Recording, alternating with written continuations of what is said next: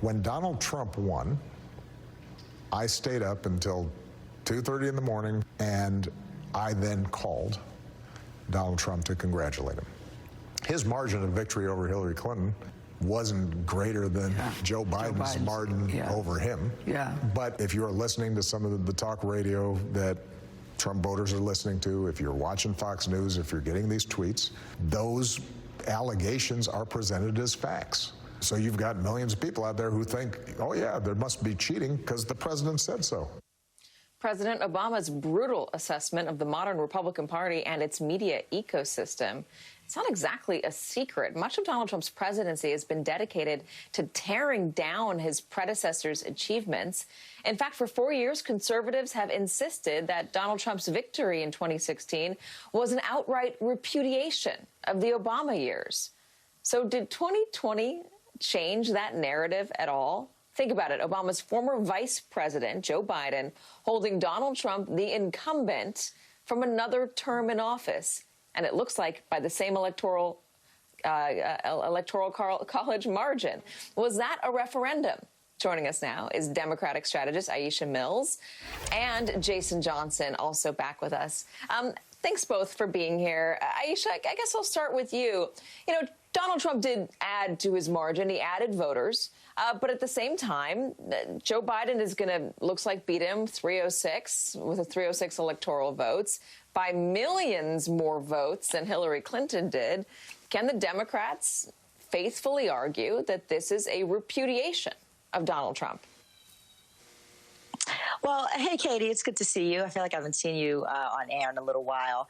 I got to say that I still want to sit in celebration mode, and I feel like we are jumping to some of the wrong arguments and conversations here.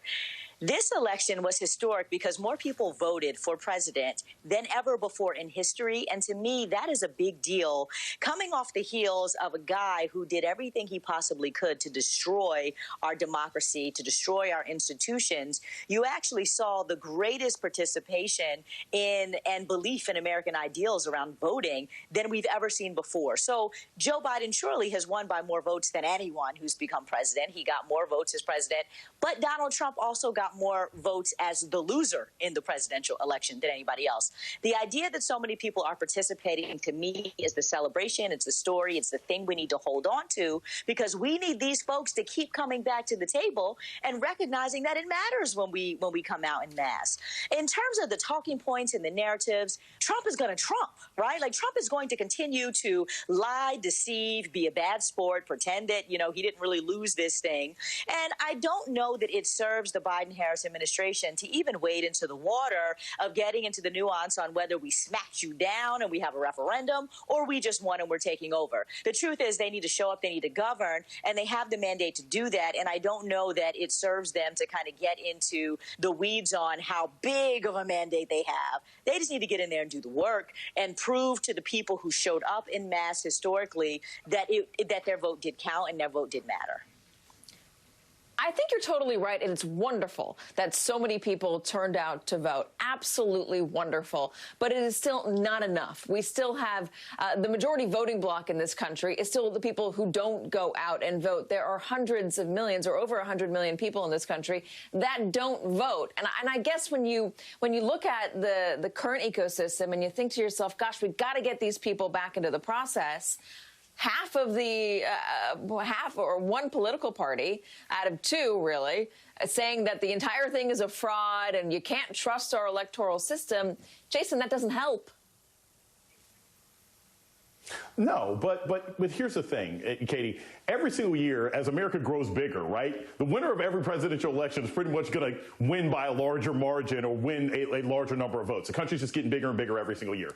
But I think that the even more important issue is this. When you win, and the Democrats have won, you get to define it however you want. You can call it a beatdown, a smackdown, a shellacking, a mandate, a victory, call World Star. It doesn't matter. You won. You beat the other side. And part of being a good winner is defining how you won.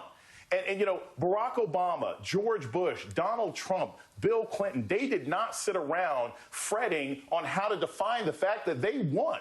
That's what the Democrats need to be focused on right now. And the fact that the Republican Party has dedicated itself to essentially an apartheid system where they want to have minority rule and keep large swaths of people unable to vote, making sure that former felons can't vote, making it difficult for college students to vote, that should be part of what inspires Democrats to talk about how well they did. Because the truth of the matter is, Katie, that large swath of people who did not vote in this election, you mentioned something interesting. You said, how do we get these people back into the system? A lot of these people have never been in the system because of structural impediments that Republicans have put in place that Democrats haven't stopped that have kept them from getting involved.